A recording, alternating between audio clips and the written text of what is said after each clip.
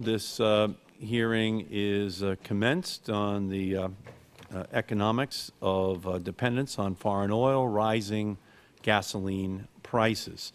In 1973, Americans were shocked by a sudden increase in gasoline prices and supply shortages that were brought on by the Arab OPEC member states, and the price of gasoline rose from 38 cents in May of '73 to 55 cents in June of 1974. Lines for refueling formed as supplies were constrained. But America responded. We largely moved away from the use of oil for electricity generation, going from 16% oil-fired generation in '72 to 2.5% today.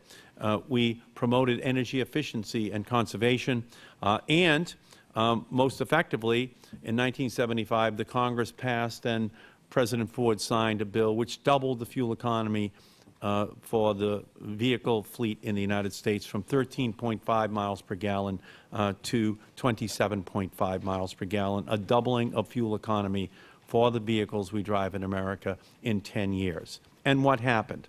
Well, the dependence on foreign oil in the United States dropped from 46.5% in 1977 to 27% in 1985, a precipitous drop in oil consumption in the United States. We backed out 4.3 million barrels a day of energy consumption as the fuel economy average for the American automotive fleet doubled in just 10 years.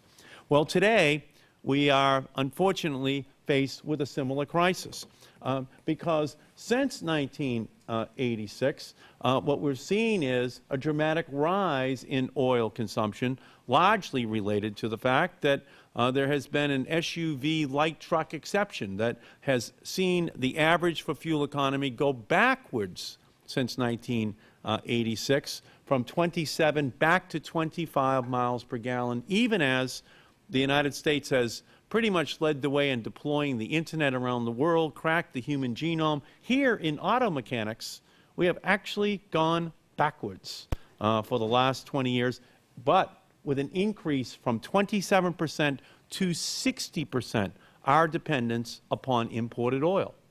If all we did in the United States was to improve our fuel economy average from 25 miles per gallon to 35 miles per gallon, we would back out all of the oil that the United States imports from the Persian Gulf states. Just an increase in 10 miles per gallon. And we can do that. As the price of gasoline now passes $3, and experts are predicting $4 a gallon gasoline, this becomes an even more serious issue. Because not only are we spending all this money to import the oil, but the money which is then spent is used by many of these countries to finance the terrorism, to finance the hate, which is then redirected back at the United States of America. It is the worst of all worlds for our country. If you are a family, only one car making $20,000 a year, $3 a gallon gasoline consumes almost 9% of the annual income of that family. For a family making $40,000 a year, $3 a gallon gasoline costs them 4.5% of their annual budget. So this issue becomes something that is very real for ordinary Americans. This is a lot of money. Increasingly, OPEC is able to tip consumers upside down and shake money out of their pockets because we do not have a national policy which is effective to protect the consumers in our country. So this issue is something that is central to the American well-being. We have to increase the fuel economy of our cars and trucks. We have to increase the amounts of renewable, homegrown biofuels. We have to prevent gasoline price gouging during times of tight supply and high demand. Gasoline prices are at $3 a gallon right now. Experts say that $4 a gallon is right around the corner for the American consumer. I look forward to gaining the perspective of our witnesses on this issue. It is an issue that affects our economy. It affects our national security. It affects the very ability of our country to be able to deal with issues both domestic and international. And so I don't think there can be a more important subject. I think that it's critical for us to understand that, that the time has now arrived for the Congress and hopefully for the President to begin to do something about this outrageous, high-priced gasoline that consumers are forced to purchase and as a result make other choices that deprive their families of what they need. The time for the opening comments by the Chair has expired. I turn to recognize the ranking member, the gentleman from Wisconsin, Mr. Sensenbrenner. Thank you, Mr. Chairman. Contrary to popular belief, this Select Committee is not just about global warming. Energy independence is also in this panel's title, and I am pleased that today we'll be talking about America's dependence on foreign oil. Nowhere do Americans feel our economy's reliance on foreign oil more than when filling up at the pump. Everyone who drives knows that the cost of gas has been rising. While some of us have almost become used to gasoline price fluctuations, most of us will never get used to the consequences of high gas prices. Some of the reasons for these fluctuations are straight from the Economics 101 textbook. Demand for oil is rising around the world, and cartels like OPEC, which enforce production controls, aren't doing much to help keep costs down. Geopolitical uncertainty is also doing its part to keep the value of a barrel of oil high. If American drivers are going to see gas prices drop, we need to break our country's dependence on foreign oil. But we also need to break Washington's dependency on taxes and regulation. Lowering the cost of gas is about freeing drivers from regulations that keep prices high and about reducing dependency on foreign oil.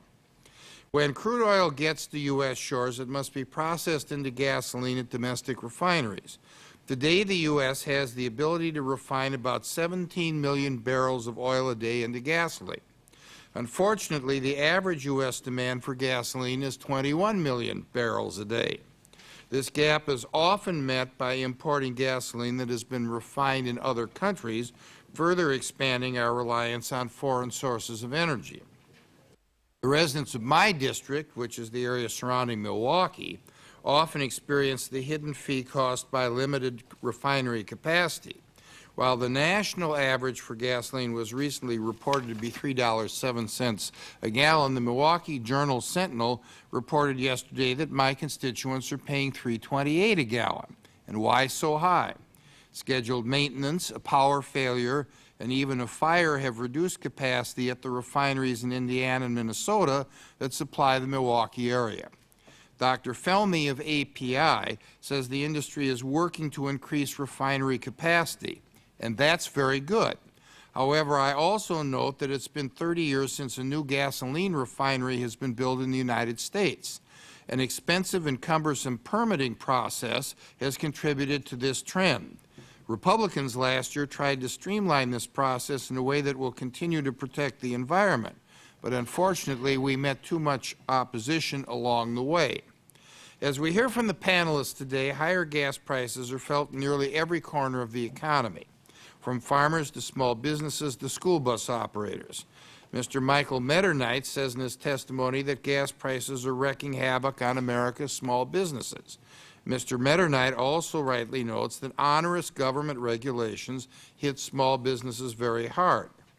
As Congress looks for ways to address both global warming and energy independence issue, I am worried that the cure may be worse than the cough. The most recent report from the UN's Intergovernmental Panel on Climate Change includes a proposal for a tax of $100 for each ton of carbon dioxide released into the atmosphere. The Washington Post reported last Saturday that that proposal could result in drivers paying up to $1 more for each gallon of gas they pump. The testimony we'll hear today shows that $4 a gallon gas would be a blow to the economy. Fortunately, Mr. Metairie also has many positive ideas on how to address these problems. He says that any government energy problem must focus on new technology, you should use the power of markets and protect American jobs. And I agree. I will add that any energy or environmental policy must also produce tangible environmental improvements and include international participation from countries like India and China. I am pleased this panel is talking about energy independence. Let's hope that today's discussion helps us find ways to free American drivers from both foreign oil and government regulators. I thank the Chair and yield back the balance of my time. Great. The gentleman's time has expired. The Chair recognizes the gentleman from Oregon, Mr. Blumenauer. Thank you, Mr. Chairman. And I appreciate your setting the context in terms of how we rose to the challenge 30 years ago when we were facing this issue. The trends that you demonstrated in terms of a failure for us to deal meaningfully with conservation. There is a very real issue in terms of refinery capacity, but it's not a case of tweaking, streamlining regulatory matter. I think the record will show that there has been a conscious effort to actually reduce the amount of refining capacity. There's been more consolidation. I look forward to being able to deal with some of the impacts that that has had in terms of the free market. I know that there are other initiatives that are being examined to make sure that there isn't collusion and unfair advantage being taken of by people who are consumers. I think in any respect it's going to require a balanced approach in terms of dealing with supply, in terms of dealing with conservation, making sure that a market that is becoming less and less perfect both nationally and internationally, that we examine to see if there are ways that we can provide the protections to make sure that the market does in fact work. I appreciate the breadth of opinions that are being offered here. I had a chance to skim some of the testimony. I think it's going to be very useful for us to have as part of the record, and look forward to a conversation with people who are dealing with these consequences on an ongoing basis. I know the people that I represent who are now looking at the third highest gasoline prices in the country. This is not an idle concern, whether they are commuters, whether they are small business people, or that they are people who are just breathing the air and wondering where we're going. Thank you very much. Gentleman's time has expired. The Chair recognizes the gentleman from Arizona, Mr. Shattuck.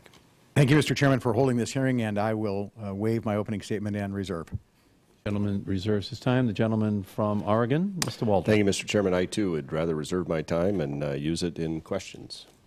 The gentlelady from California, Ms. Solis. Thank you, Mr. Chairman, and I'm delighted to be here this afternoon to hear what our witnesses have to say. Every time I go home, and I go home just about every weekend here from Washington to visit my district in Los Angeles, the #1 question that people tell me at any forum or any meeting is, when is the gas price going to go down, Hilda? I don't want to hear about anything else. I want to know when the gas prices are going to go down. When you have working families suffering right now with other economic constraints on them, you hear about the price of gasoline nationally. Well, let me tell you folks, in California and Los Angeles for the last 2 years, it's been above $3. In fact, in my district in East Los Angeles, probably one of the poorest areas in the country, we're experiencing levels of $3.69 a gallon, and sometimes even upwards on the west side of town, the higher income, maybe $4 and higher. So we're talking about a real crunch on our pocketbook, but we're also talking about the cost of people who want to use public transportation. We're seeing proposals right now in my district where the Metropolitan Transportation District would like to increase their fees, almost 80%.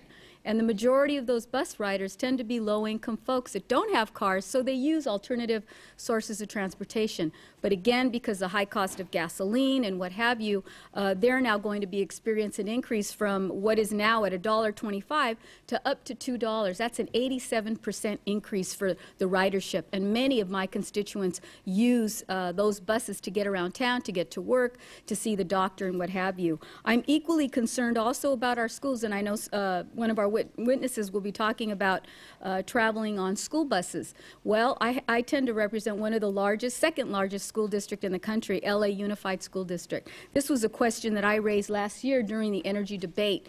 How are we dealing with the high cost of fuel and fuel efficiency and trying to make sure that our students get to school on time and get home on time and that they're safe? And believe me, there wasn't much discussion or concern at the time. And yes, I tend to agree with some of my colleagues here that costs that are being transferred onto the consumer are not transparent. And what I'm trying to get to is that refineries and what have you, there isn't a shortage of refineries. There's a shortage of political will. So I look forward to hearing from our witnesses today. Thank you, Mr. Chairman. Great. Gentlelady's time has expired. The gentleman from Oklahoma, Mr. Sullivan. Thank you, Mr. Chairman, and thank you for holding this hearing today on an important issue of rising gas prices. I welcome this debate. As you remember, in 2005, the Republican majority in the House passed the Gasoline for America Security Act. The Gas Act helped bring greater quantities of fuel to the market by expanding domestic refining capacity and limiting the number of gasoline and diesel blends refineries must produce.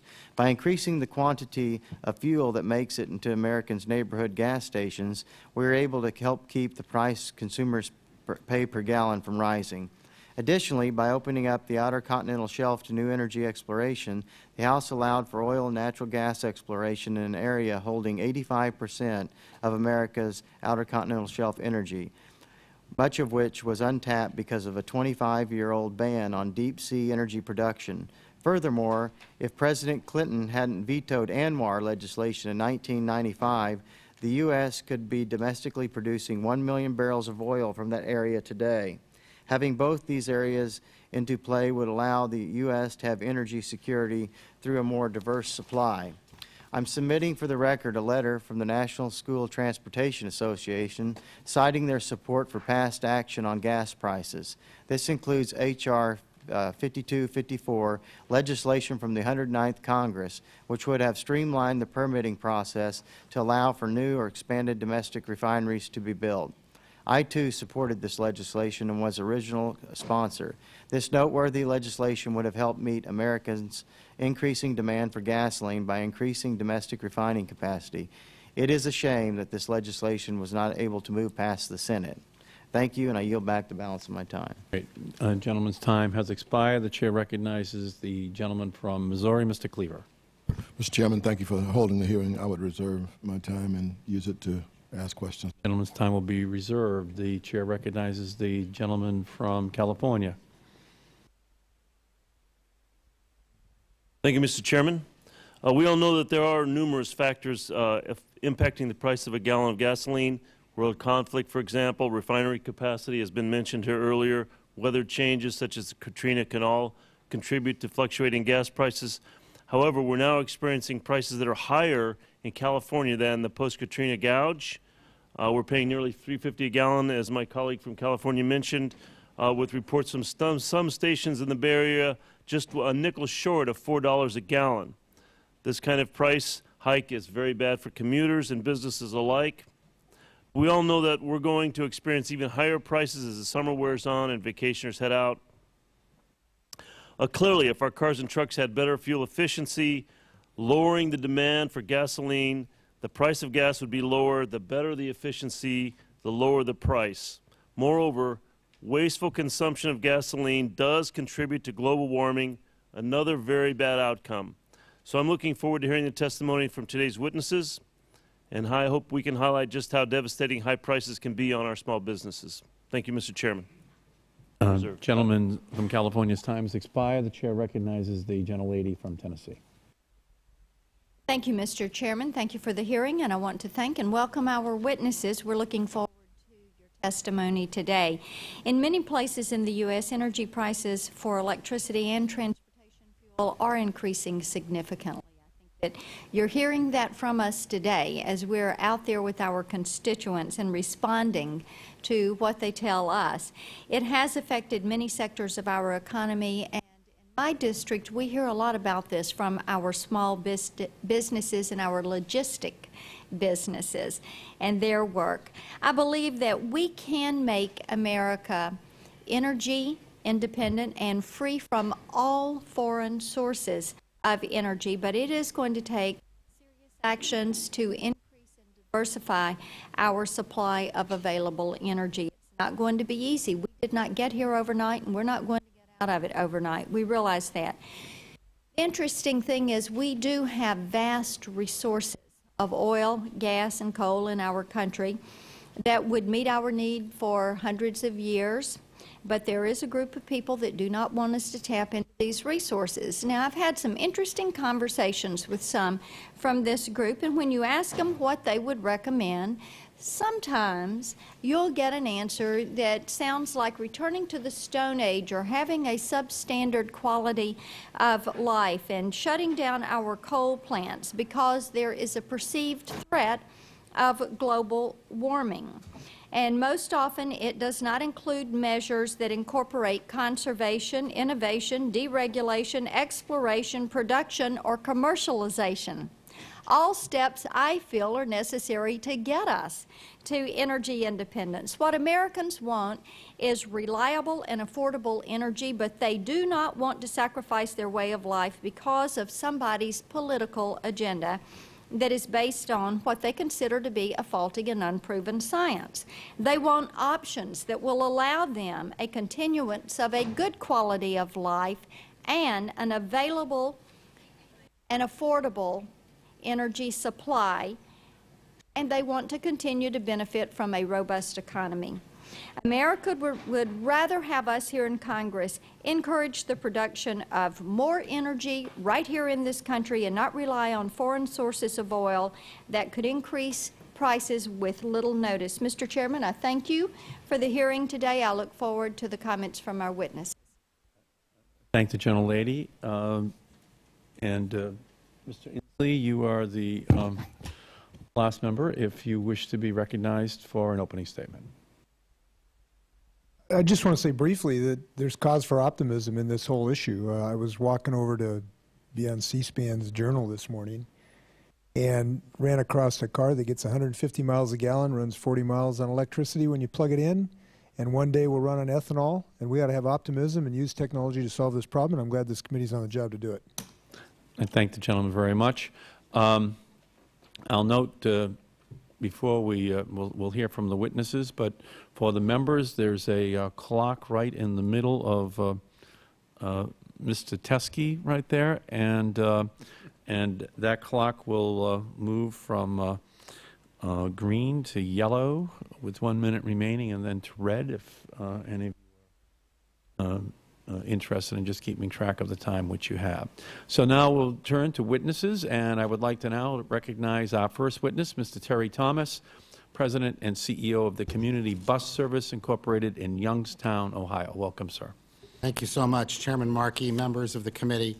My name is Terry Thomas. I'm President and CEO of Community Bus Services. My company provides school bus service to 22 school districts and 7,000 students in northern Ohio. I'm past president of the National School Transportation Association, which represents private school bus contractors that operate 1/3 of the nation's 475,000 school buses. I also serve on the governing committee of the American School Bus Council, which is a coalition of public and private school bus operators, manufacturers, suppliers, and state policymakers. We represent the entire school bus industry, and my remarks today are consistent with the entire school bus industry. I appreciate the opportunity to share with you my concerns about the effect of energy dependence, rising fuel costs on my family, and I'm the father of 5 children, 3 of which ride the school bus every day, my business, the school districts I serve, and the entire school bus industry. According to the latest statistics from the U.S. Department of Education, 56% of public school students in the United States depend on school bus to access their education.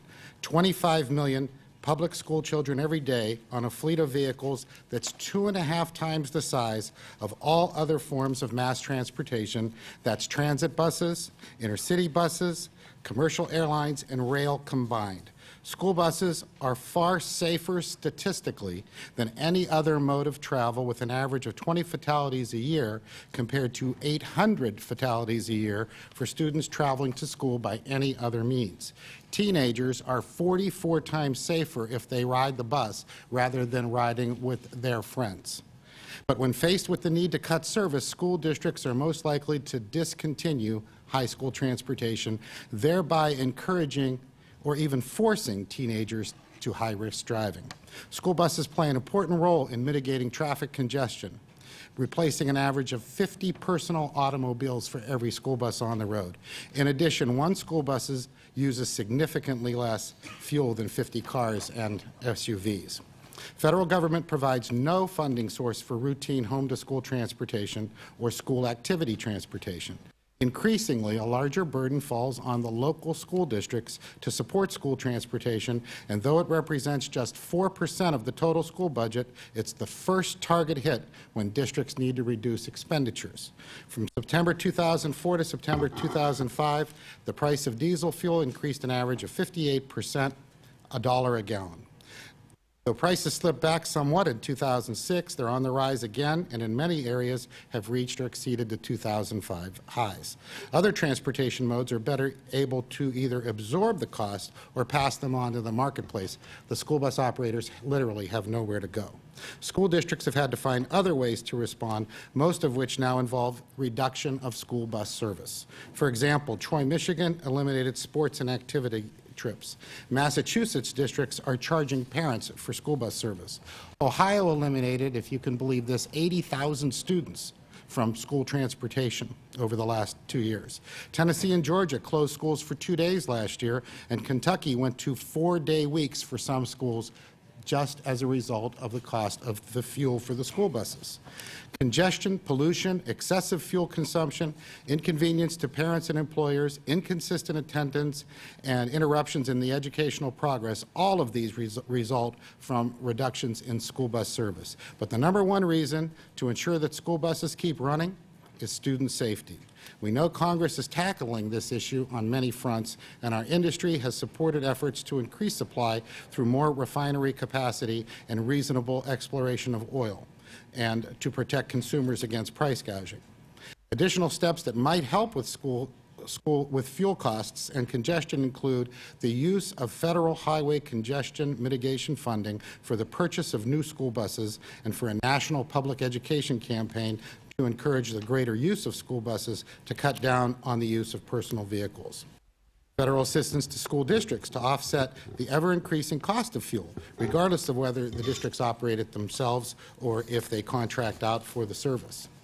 An investment tax credit or other incentives for bus manufacturers to encourage the production of energy-efficient and alternative power vehicles.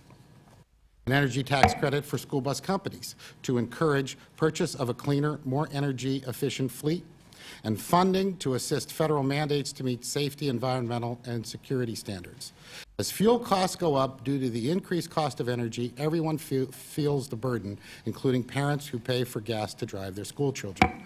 Already, schools are seeing a difference. 60% of the districts reported an increase of ridership due to fuel prices. I want to thank the committee for this opportunity to provide some insight into our industry and share our concerns.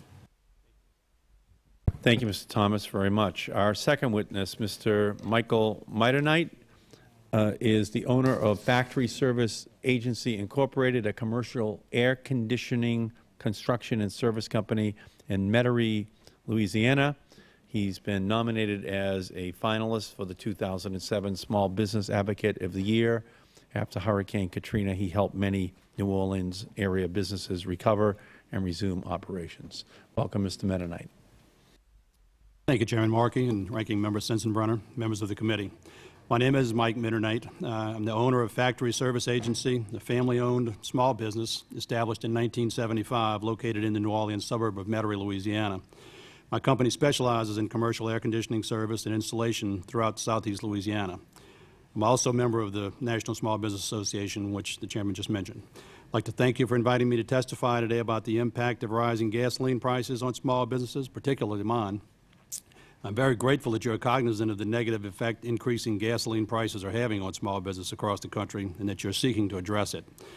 Whatever the cause, the volatile increasing price of gasoline is wreaking havoc on America's small businesses. The day-to-day operation of my small business, I have as many as 6 service trucks and 3 management vehicles on the street at any one point in time.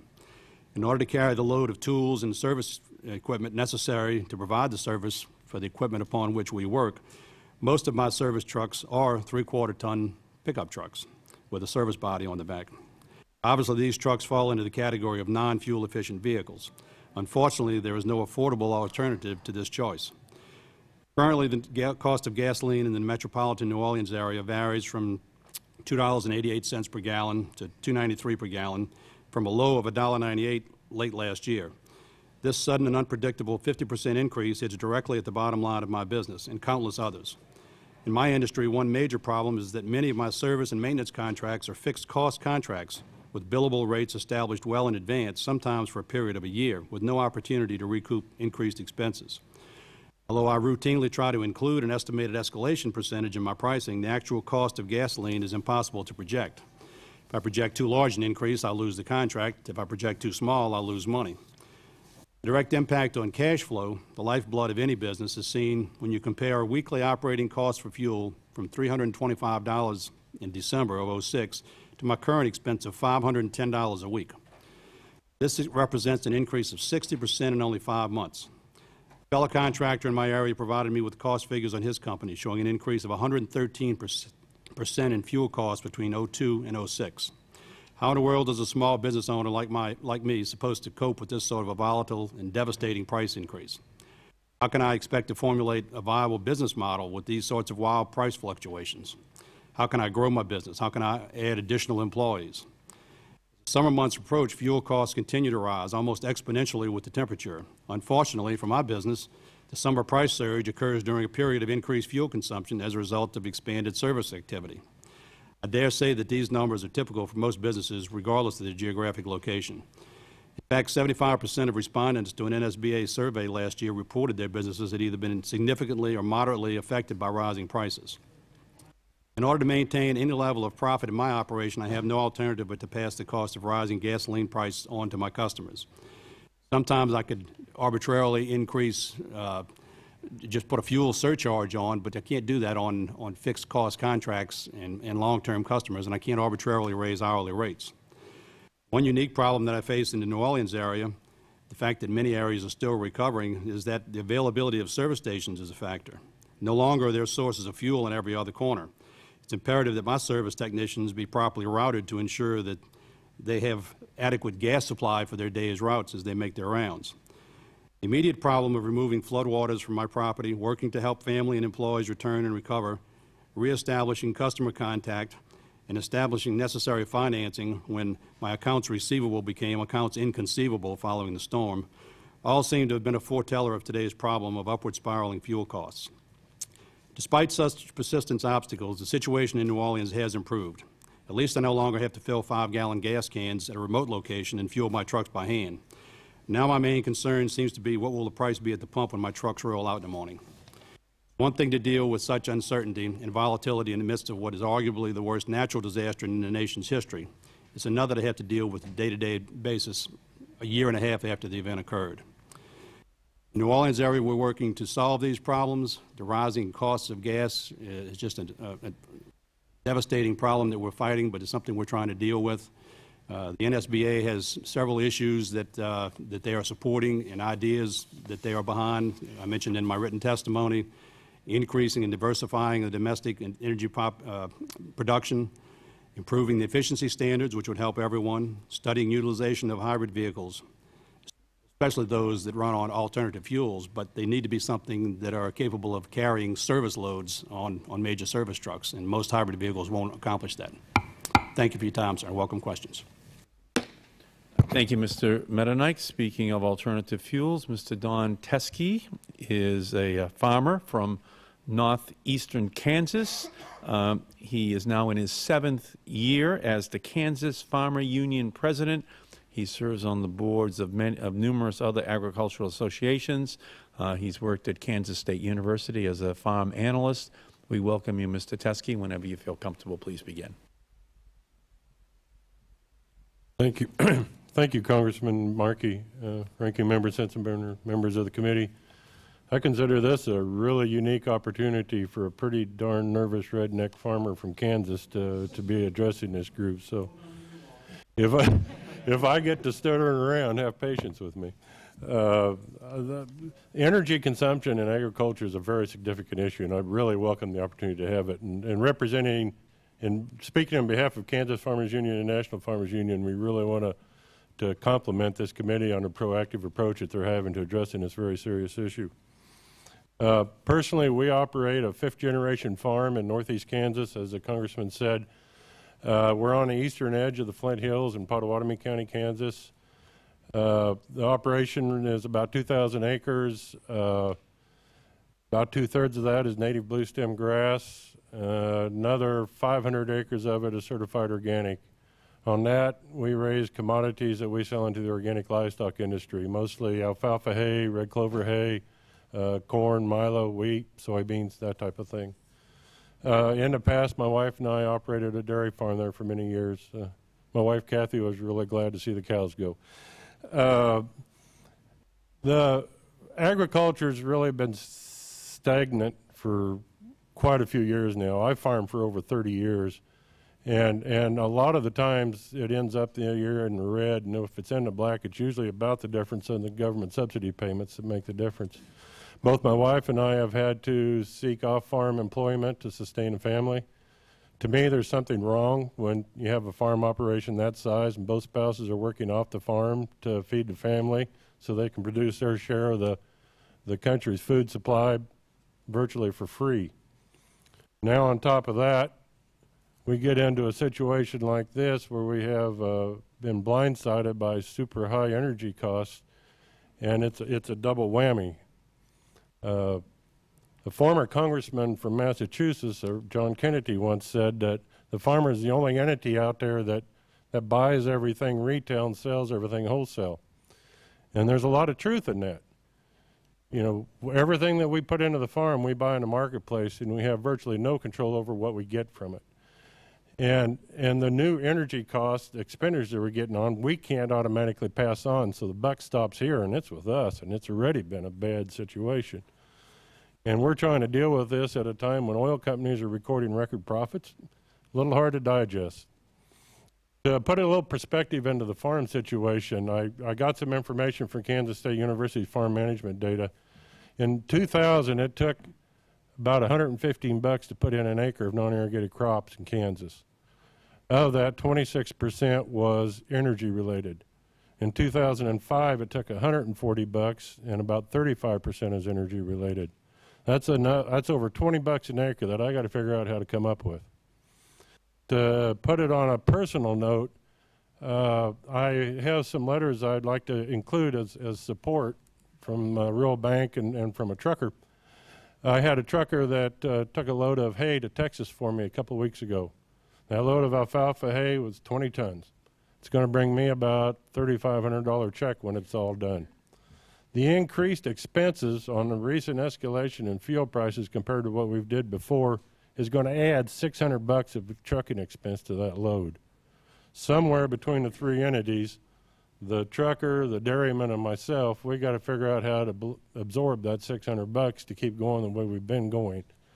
And that doesn't work very well. Now, on the positive side of things, it looks to me like society is finally starting to address the issue of our environment, and I think that's wonderful. Global warming, to me, is very real, and I think it's the scariest thing that I'm leaving for my children. Economies can be fixed, governments can be fixed. You mess up our world, it kind of got a problem. I think that we as a nation need to take responsibility, and I have 4 quick steps that I wanted to put in. Number one, foremost, is energy conservation. We're a gluttony nation, and we need to do something about it. Number 2, we need a nationwide renewable portfolio standard, especially addressing community wind would be my passion. Number 3, I think we need to address the food issues in our transportation system and food delivery. We need to go back to more local food production and supply and distribution. We're shipping our food all over the country. And number 4, in the worst case scenarios, we may have to look at rationing, because we may have to separate the entertainment from the necessities. And I do want to thank you and would ask that that be included. Thank you. I thank you, Mr. Teske, and without objection, it will be included in the record. We thank you for quoting President Kennedy on foreign policy. That's very helpful to me. Actually, we were just the reverse in the Markey family. My father was a milkman, so we actually were back at the retail end again, going door to door with it, having the company purchase it wholesale. We'll now move on to our next witness. Our next witness is, excuse me, let me just find this here. Our next witness is Sylvia Estes. She's a Native American Indian. She owns 2 businesses in Virginia Beach, Virginia. The Pipeline and Industrial Group performs new construction, demolition, design, build, emergency response, mostly for the federal government. We welcome you, Ms. Estes. Whenever you're ready, please begin. I think, can you push your I'm more nervous than he is. Well, he did a great job. He and I'm did sure a you will fabulous too. job. I'm a farmer as well. I have a horse farm and a construction company, both of which, anyone here, we all know that with fuel costs going up, we have firm fixed price contracts, which means we do not get economic adjustments, and we eat it off the bottom line. So as your costs keep going up, or our costs keep going up, our profit margins keep going down. I'll sit here and try and go back to my speech, which I'm not very good at. Founded in January 2000, Pipeline Industrial Group started with 4 employees and 2 trucks.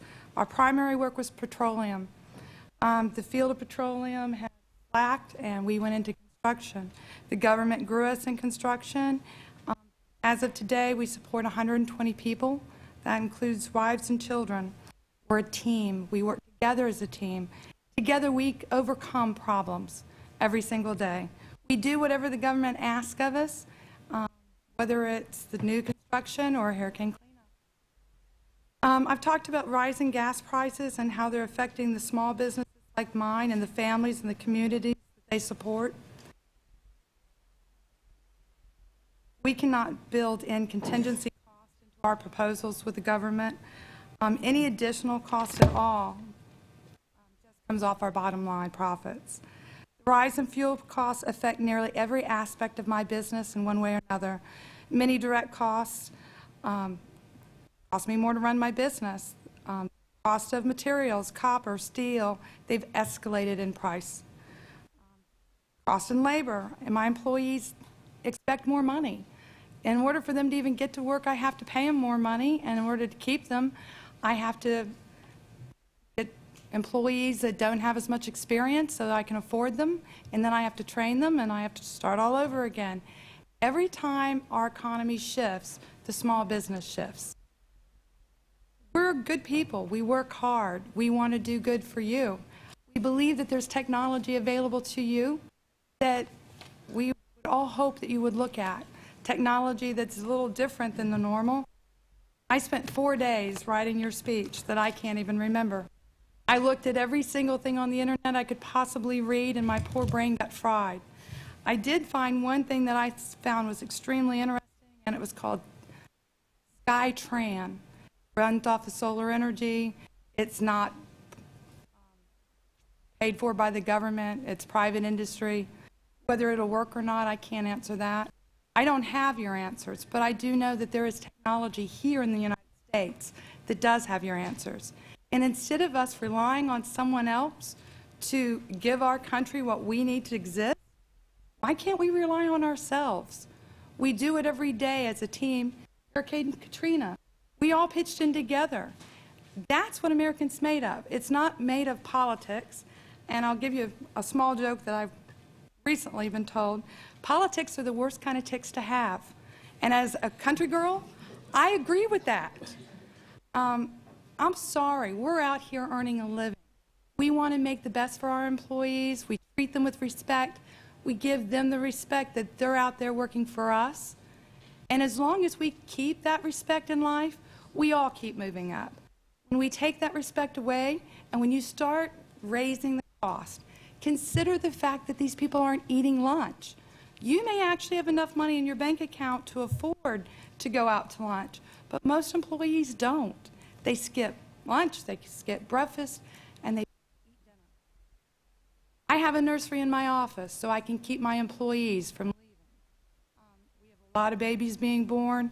It's one way that I can give back instead of giving raises. Every employer should be responsible for their employees.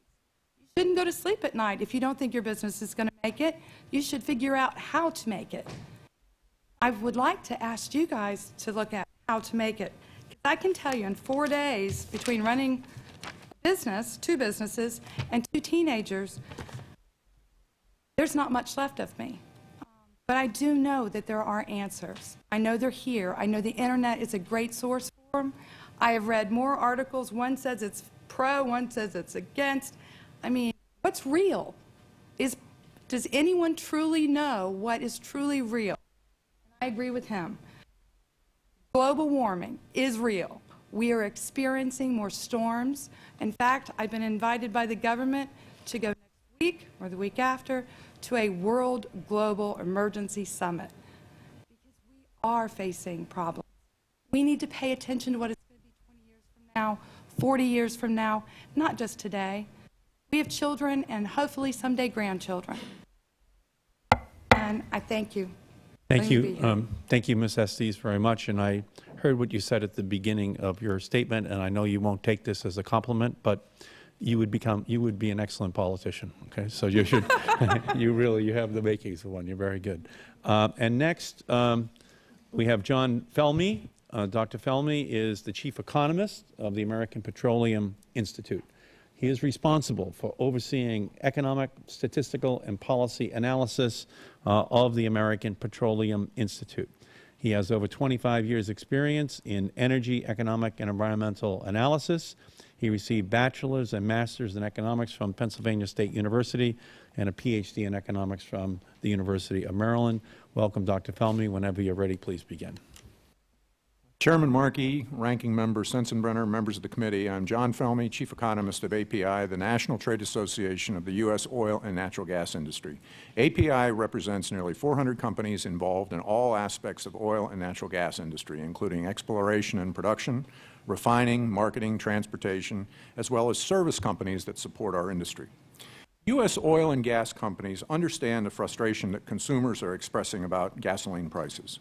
We recognize that these higher prices adversely impact individuals, households, businesses, and potentially the economy. Our member companies are doing everything they can to meet the fuel needs of U.S. consumers. As of today, crude oil inventories have been building and are 8.9% above the 5-year average of this time. Year-to-date gasoline production is 8.85 million barrels per day, the highest ever. Thanks to the industry's major investments in state-of-the-art refining technologies, our companies are able to squeeze more gasoline and diesel fuel from a barrel of crude oil compared to past years. Looking ahead, we expect to bring the equivalent of an additional 8 new refineries into operation by 2011. Despite the industry's all-out efforts, we are still faced with a set of challenges that in combination have driven up gasoline prices. Most importantly, crude oil prices have fluctuated significantly, driven by lingering geopolitical tensions, OPEC's continuing production controls, and worldwide demand growth. More than half the price of gasoline is attributable to crude oil. Oil companies do not set the price of crude. It is bought and sold in international markets, and the price paid for a barrel of crude reflects the market conditions of that day. A second major factor is that gasoline demand in the U.S. reached a record high in the first quarter of this year. The Department of Energy forecasts that demand will increase further in the summer driving season, which begins this month. Moreover, nearly half of U.S. gasoline is blended with ethanol, so as demand has gone up, ethanol prices and the cost of ethanol-blended gasoline has risen as well. In addition, the annual switchover to summer blend gasoline required by EPA has occurred, and this warm weather gasoline is more expensive to produce. The switchover requires a large supply drawdown to meet regulations. And less gasoline is available to import because of spring refinery maintenance in Europe. An 18-day French port workers' strike in March led some European refiners to reduce production. U.S. gasoline production this year is at all-time record highs despite regularly scheduled refinery maintenance and several unexpected problems that have interrupted some refining operations. The maintenance is a normal procedure, though delayed in some cases by damage suffered from the catastrophic hurricanes in 2005. While maintenance curtails refining operations temporarily, it helps to ensure the long-term viability of the refinery and protects the health and safety of our workers. Some are again accusing the industry of illegal activity. Our industry has been repeatedly investigated over the many decades by the Federal Trade Commission and State Attorneys General. Of more than 30 investigations that we are aware of, all have resulted in exoneration. I would also note that the introduction of price gouging legislation in Congress.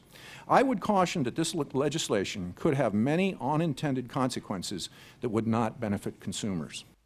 Rising gasoline prices are a burden on U.S. consumers, but they cannot be viewed in isolation from the U.S. energy situation.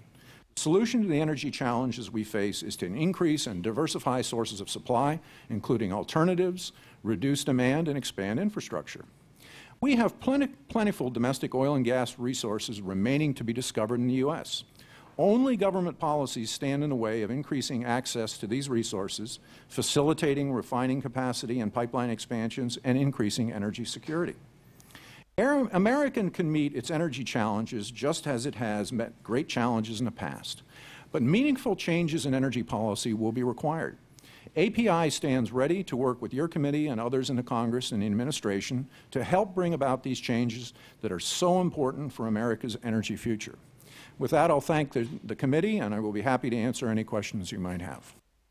Thank you, Dr. Felmy, very much. That completes the time for opening statements by the witnesses. The Chair will now turn and recognize himself for 5 minutes. Dr. Felmy, yesterday in the Senate Commerce Committee, legislation dealing with fuel economy of cars and light trucks was passed. Senator Cantwell added an amendment which dealt with the issue of oil price gouging. Can I ask you some questions about that? Do you agree that President Bush should have the authority to declare a temporary national emergency if there was a threatened or existing disruption of oil and petroleum supplies due to events such as a hurricane or a terrorist attack? I believe that in the area of price gouging, you have a number of possibilities that could be considered. I haven't seen the exact legislation to know the exact wording on how that could be declared and what would else go with it.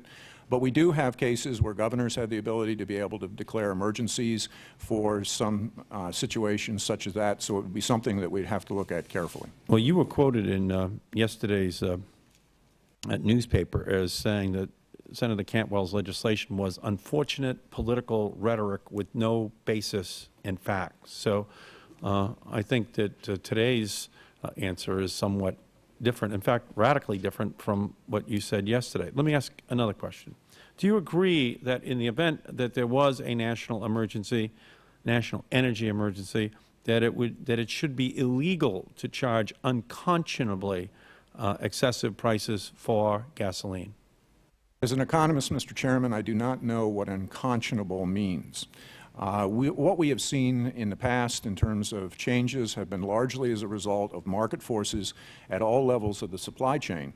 I simply do not know what unconscionable means in terms of a definition that can be usefully employed that would not cause potential problems in the marketplace that could again have unintended consequences. I think the other witnesses know what unconscionable would mean in terms of high energy prices. I see all four heads nodding. Do you agree, Dr. Felmy, that especially at a time when we might be in a national energy emergency, that there should be an explicit statutory ban on manipulative practices in wholesale petroleum markets? I am not an attorney, Mr. Chairman, so I can't comment beyond I believe the understanding of the law is that you already have many provisions in place to deal with manipulation under the regulatory authority of the Commodities Future Trading Commission and Federal Trade Commission. Do you agree that it should be illegal to knowingly submit false information about wholesale petroleum prices to the Federal Trade Commission? Again, Mr. Chairman, I'm not an attorney, but my understanding is that you already have those provisions in place. You've had prosecutions to that effect for false submitting of data to various entities. Let me ask the other witnesses quickly if each of you could tell us what it would mean to each of you briefly if the price of gasoline moved over $4 a gallon. Very briefly. Mr. Thomas. Markey, I'm sorry. The number of students riding school buses would dramatically increase, but the problem would be that we wouldn't be able to afford to deliver that bus service because that money would be taken out of the education. Mr. Mennonite. It would require me to definitely raise prices to my customers and try to renegotiate contracts. I would have to find some way to pass that cost on in order to maintain any profitability. Mr. Teske.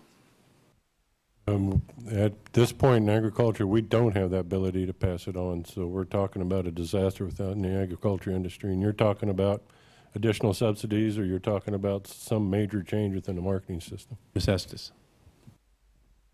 I work for the federal government, and I know they don't have any money, so I can't pass it on either. So I would say it would be closing my doors down.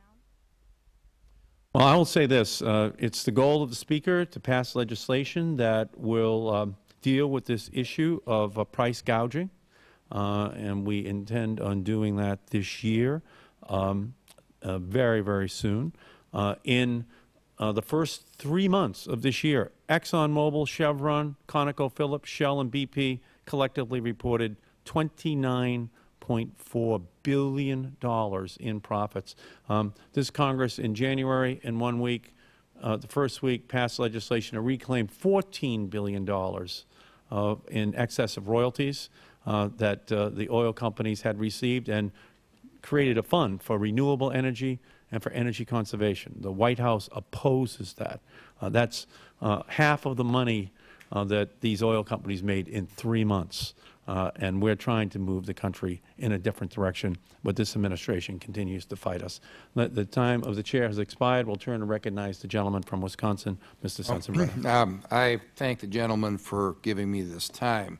We live in a market economy, and one of the laws that Congress can't repeal is the law of supply and demand.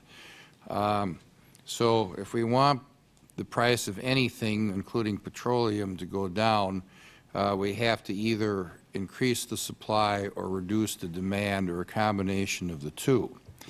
I think probably the most telling immediate statistic that we have is that our refining capacity is about 17 million barrels a day, and the demand for gasoline is about 21 million barrels a day.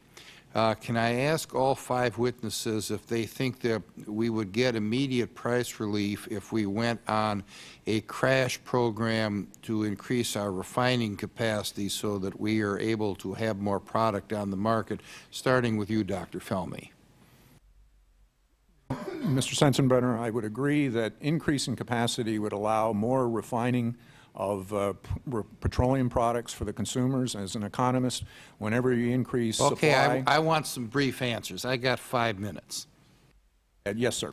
Okay. Ms. Estes? Absolutely. Teske? I'm not convinced that itself would do it. Okay. Mr. Mitternight? I think in the long run it would. I don't think it would be immediate because the cost of the fabrication or the construction of the new refineries would be there. But I think in the long run it would definitely bring the cost down. Mr. Thomas? Okay. Now, another way to reduce demand is to raise the price. In my opening statement, I talked about the carbon tax that the UN is talking about imposing of approximately $100 a ton, which translates to about $1 a gallon of gasoline, according to last Saturday's Washington Post. What do you think would happen to your businesses if we pass this carbon tax, starting with you, Mr. Thomas? Well, as long as the school buses remained exempt from the federal taxes as they are now. That's a good thought. How about you, Mr. Mitternight? any increase in taxation, if there's any way to reduce taxes, and being from Louisiana, we have above and beyond our fair share of taxes on everything that we do. So we couldn't Just come to stand that Wisconsin if you want to see how bad taxes are. Mr. Teske, how about the dollar a gallon increase because of the carbon tax that is being talked about? You know, I wouldn't like that for the same reasons we said all along, but at the same time, if all the polluters had that same carbon tax on it, I think we can make dramatic differences. Those coal plants do a heck of a lot more than my farm equipment does. Okay, Ms. Estes. Bottom line, it would hurt my employees more than it would hurt me, because financially at this point I can't keep giving them raises. So they're going to go without food. Dr. Felmy. Carbon tax could have severe negative impacts on the economy. API does not have a specific position on many of these global policies that are being discussed, but we would certainly welcome the opportunity to talk about all of them. Okay. Now, some people around here, including my dear friend the chair, seem to think that the magic wand is increasing CAFE standards. And I saw the chart that he had raised behind him during his opening statement. I ask you, because my time is running out, Dr. Felmy, when the CAFE standards kicked in, we had a period of double-digit interest rates, stagflation, and then followed by a recession. How much of the reduced imports do you think were caused by economic factors other than the increase in the CAFE standards? I haven't done, Mr. Ranking Member, I haven't done an analytical study, but there's no question there were three broad factors that caused the reduction in demand. CAFE standards could have had an impact. We also had high prices. We had $3.22 per gallon in 1981 in today's dollars for gasoline. And finally, economic activity slowed down, and recession all had significant impacts. Okay, so it would be your considered judgment that it was not exclusively the raising of the CAFE standards that caused the reduction in our percentage of oil that we imported from overseas? That would be my judgment, sir. I thank the Chair, and I yield back the balance of my time. The gentleman's time has expired. The Chair recognizes the gentleman from Oregon, Mr. Blumenauer. Thank you. And I, Mr. Chairman, would like to thank you and the staff for assembling, I think, a very useful panel. I thought the range of experience that was given in real life, putting a face on this, was extraordinarily helpful, and I appreciate what we have heard. I'm particularly want to just, if I could, Mr. Teske, you had given a hint there about, you talked about the carbon tax or some sort of carbon system. I mean, I think most people agree the world is moving in this direction. We've got 10 northeastern states that are doing it. Most of the business community understands that there will be some carbon constraint. You hinted at something. Would it make a difference to you or any of the panel members if there was some sort of carbon constraint in terms of what happened to it? If it was used to be able to help give you the type of energy technology that you want, if it was used to defray the high costs that some particularly lower income people were contending with, if it was used to offset the costs, for example, in some cases, of more energy efficient equipment or technology, does that make a difference to you in terms of how this money is used? Are there ways that it could be used that would make a difference to how you do business? It is kind of an interesting concept. As I kind of hinted at there, I don't like new taxes, but we have to take environmental responsibility. My belief is that global warming is true, and so where do we take those steps? And so I was having this discussion with a close friend that I have a lot of respect in recently, and we were talking about the current marketing structure and could we address increase fuel cost alone to reduce demand, and both of us didn't think that the marketplace would allow that flow through to happen so the general economies could flow. And so about the only way we're going to have to do it is with some type of federal government interaction. And whether that's a carbon tax or something else, I don't know what the proper structure for that is, but I don't think the, quote, free marketplace that we have now is going to absorb that and pass that through the system. And so we'd have devastated businesses and economies all around the country with trying to do it with just increased gas prices in alone. If the polluters that were building this carbon problem were taxed equally across the board, I would have a hard time arguing with that. Let me just say, I don't want to catch any of you unawares, but I want to plant the seed and invite you to think about ways that it might make a difference to you. And I would like to follow up, Mr. Teske, with one thing you talked about in terms of the farm legislation, because one of the things that this committee is looking at, we're not originating legislation per se, but we're looking at big concepts. We do have a farm bill that's coming along that has lots of opportunities to deal with rural redevelopment, to deal with, there will be an energy title in it, to deal with things from wind to solar to biomass, where federal farm policy might be able to reduce the carbon footprint of American agriculture and help farmers do that. And I wondered if you had any thoughts about what the Farm Bill might do to help people in your situation with the energy question. Oops. Realized I have less than a minute, and that's not fair either. I'll follow up with you personally on that. I just wanted to make one point. We've talked about refining capacity, Mr. Chairman. It just seems to me that there is a pretty clear record that there were opportunities there's only been one refinery proposal, to my knowledge, in the last 30 years, one in Yuma. Since the early 1990s, it's received all its environmental permits, but couldn't get financing because nobody wanted to invest in it.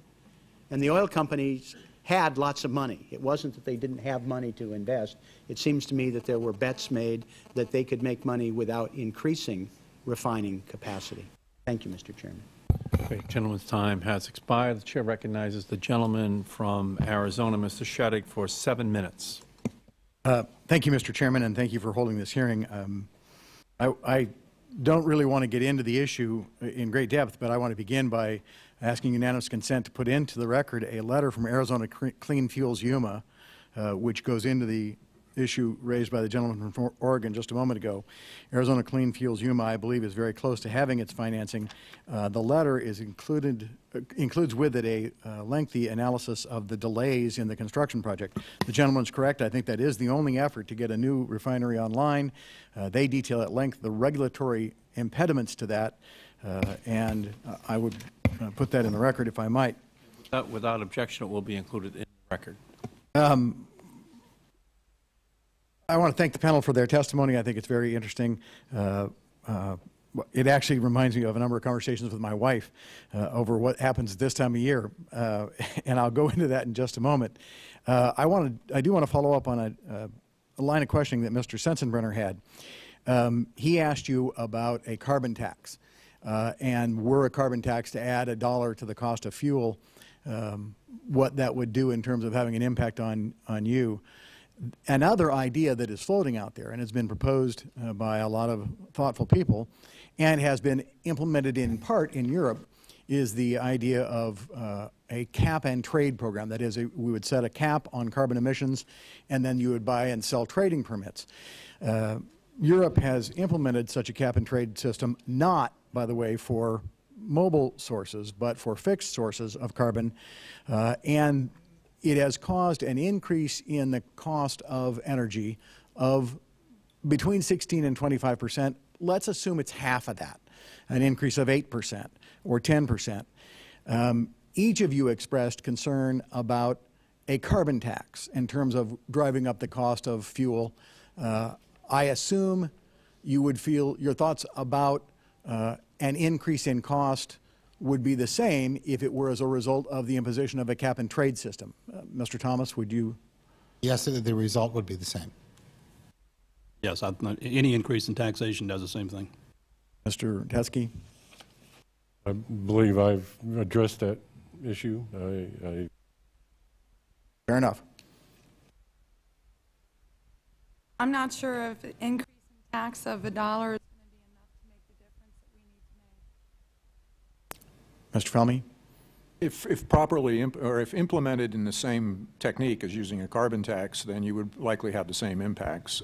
The issue with cap and trade is allowances and a whole host of much more complicating factors that can distort the system significantly. Yeah, one of my concerns is that in Europe it appears to have added cost without having achieved the environmental goal.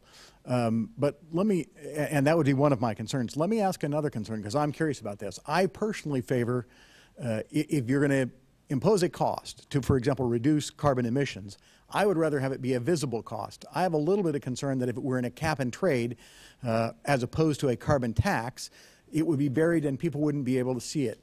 I hope you all understand what I'm saying. Would you prefer, if there's going to be a cost to reduce carbon in our atmosphere, would you rather it be clearly set out and visible so we know what that cost is, or does that not matter, and if it were buried in a cap and trade system, that would be just as well with you? Mr. Felmy? API only has a position that we'd like all of the different options to be discussed. These are very complicated systems that can put in place. Ms. Estes?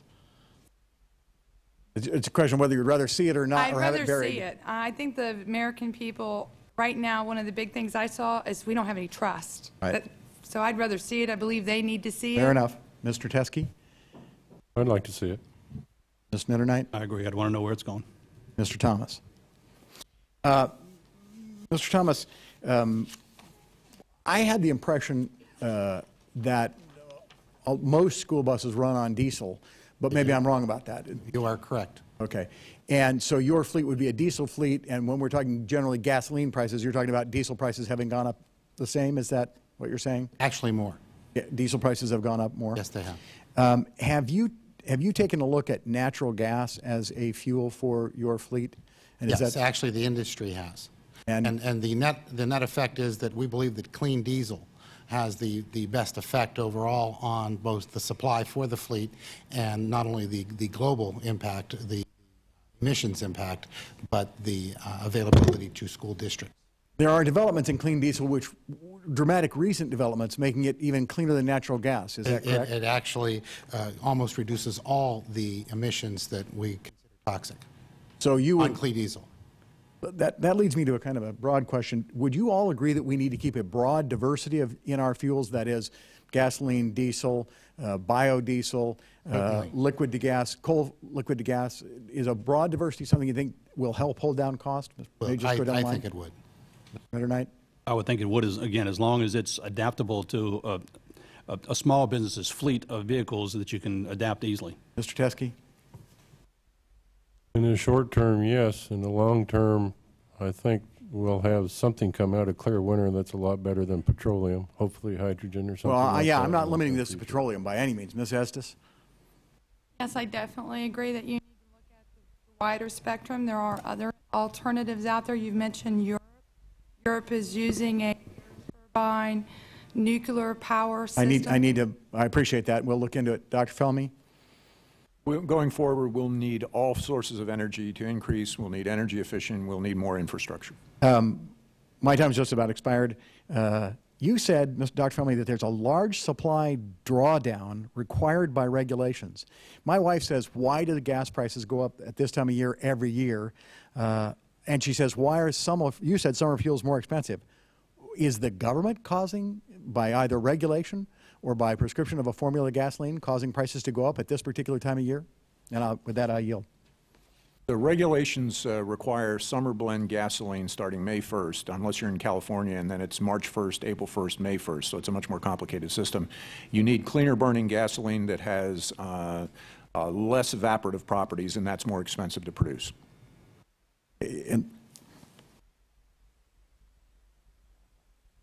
I'm done. Gentleman's time has expired. Chair recognize the gentlelady from California, Ms. Solis. Thank you, Mr. Chairman. I'd like to make a comment directed to Mr. Felmy. While I appreciate your testimony on the oil and natural gas industry, claiming that they understand the frustrations of our consumers, I tend to question that appreciation, given your testimony and what I've read in your statement. First, you go to great lengths to defend the industry profits and criticize efforts to protect consumer gouging. And you left out several details, some of which I'd like to mention. In April of 2004, Bloomberg News Service reported that ExxonMobil refining profit rose 39%. We heard earlier from our chairman regarding that. They actually made a profit of $1 billion. ConocoPhillips, in their first quarter 2004 report, stated that the U.S. refining margin increased almost 31%, and that most of their overall corporate earnings came from the refining side of the business. And another report released in 2005, shortly before Hurricane Katrina hit, showed that in August of 2005, refinery margins rose 54%, and that those profit margins were responsible for 60% of the increased cost of fuel at the pump. Other studies estimated that as much as 2/3 of the increased cost of gas at the pump is a direct result of profit margins of refiners. And immediately after Hurricane Katrina, Murphy Oil, a company with refineries impacted by the Gulf Coast, lamented the fact that it had refineries offline because it is missing out on, quote, record margins. And in your written testimony, you also contend that Congress can help by opening up areas which are off limits to new production. However, you leave out critical information about the lands which are available for leasing upon which there is no current production. In 2003, the Bureau of Land Management reported that 85% of the oil and 88% of the proven gas on federal lands in Colorado, New Mexico, Utah, Montana, and Wyoming were available for leasing and development. Of those areas which are currently available offshore, only 35% are currently in production. It is disingenuous, in my opinion, to argue that your industry needs greater access when it is not currently producing in areas already available. You have a comment. There's several points you brought up, Congresswoman. First, in terms of access, while you may have access for leasing, there are a whole host of other restrictions post-lease that can prevent you from actually exploring. But irrespective of that, the ability to produce more oil and gas anywhere will increase supplies for whatever reason and potentially help consumers. Now, in terms of the refinery situation, this is a fundamental focus of markets at work. Refining margins go up, they go down. They were very low at the beginning of the year. They increase subsequently from that. But these are forces of supply and demand that affect the prices of crude oil, the prices of natural gas, and ultimately refining margins. And I would argue, I would also like to point out those are margins and not necessarily profits, because the margins themselves are gross margins for which you then have to deduct all the costs, and it's very difficult to see what happens. In the first quarter, for example, if you also put it in context, the oil industry, in terms of earnings on the dollar, made 9.1 cents on the dollar. Comparing that to all of manufacturing for 2006, which is the only data we have available right now, we don't have the first quarter, you had, taking out the car companies, which of course have had their struggles, the average profit earnings margin for manufacturing industries was 9.5 cents on a dollar. So what we have is a situation I would also like to hear from our other witnesses, if possible. Thank you. Okay, thank you. I think I got the gist of your comment. So you could start with Mr. Thomas, briefly. I'm going to pass. I'm not 100% sure of the question. Can you briefly? More of a comment. I mean, what I was saying, that actually we're finding that you know, there are lands available to conduct and provide for more production, but there really hasn't been an effort on the part of the oil corporations or companies to do that. Right. You heard a little bit of that from one of our colleagues who left, Mr. Blumenauer, who said that the last refinery or proposed permit that was actually issued was almost, what, several years ago, and the blame or attempted blame was that the regulations were so onerous that kept the production from occurring from that facility coming out in play. That's not necessarily true, and that's what we're trying to get to. Just a brief comment. Again, being from Louisiana, where we have our fair share of offshore drilling going on, There is a serious problem. There's still lots of area to further develop offshore, but there are a lot of state regulations as well as federal regulations, and as much as we are trying to salvage our coast, there are a lot of problems in developing that area. Gentlelady's time has expired. The Chair recognizes the gentleman from Oregon. Thank you, Mr. Chairman. I want to thank our witnesses today. I've enjoyed your comments and your testimony. More than 21 years, I've also been a small business owner with my wife. We're in the radio business, so our transmitters run on electricity, not oil, which is a good thing, at least unless there's a power outage, then they run on LP gas. So I'm concerned about the economy, obviously. I understand, Ms. Estes, what you're saying, and Mr. Mitternite and others about what it's like to make payroll and take care of the people who work for you. It's not easy, and it's always challenged, and especially when you have uncontrollable costs. And it's radio business in small markets, very reflective of the local economy, and we can't really push our costs up to somebody else either. And so it is a challenge with that. Let me just ask you, Mr. Teske recommended a national portfolio, energy portfolio standard, right? A requirement, a mandate that says every power company has to have a certain percentage of renewable energy in their portfolio, the percentage of which we might all argue about. There are some who would say that in some regions of the country that will drive up the cost of energy because you'll be forced to perhaps buy a renewable energy source that is more expensive than what you're today getting. So, Ms. Estes, when we talk about, you've raised the question about additional costs in your business, is that direction from the government, a mandate on what your local supplier has to buy, does that affect you if your price goes up? Yeah, it affects me. It affects me through my employees. It affects me through Can you move that mic a little closer? That's why it cuts out on you. Sorry about that. Yes, it affects me. It not only affects me through my employees, it affects me through the supplies, through the materials, pretty much everything. Do I believe that we need to mandate and add more alternatives? Absolutely. Is it going to cost us? Yes. But in the long run, isn't it going to save us? Well, it might. And I guess that's, see, I come at it the other way, which I'd rather have an incentive system. And in the Energy Policy Act of 2005, which some of us on this committee were on the other committee that wrote that, and it's now law. That created the incentives, for example, that are driving the production of ethanol by putting $1 a gallon tax credit there, that are giving a 51-cent a gallon credit for agribiodiesel development. And I assume those who are in agriculture have seen some benefit if you're on the growing end of it. I'll tell you the story about my cattle rancher. It cost him $100,000 a year more to finish off his herd because of the increased cost of corn. So he didn't think much ethanol out in Oregon because we're not raising a lot of corn out in Oregon. So, I mean, it has that effect. But that Energy Policy Act we passed, put into law, also has the incentives that I think it's 1.9 cents a kilowatt hour to encourage production of wind energy, geothermal energy, solar energy, half that credit for woody biomass. So I kind of come at it that I'd rather incent the market to go rather than arbitrarily demand and mandate and drive your costs up and your costs. That's my own personal preference, but I don't know.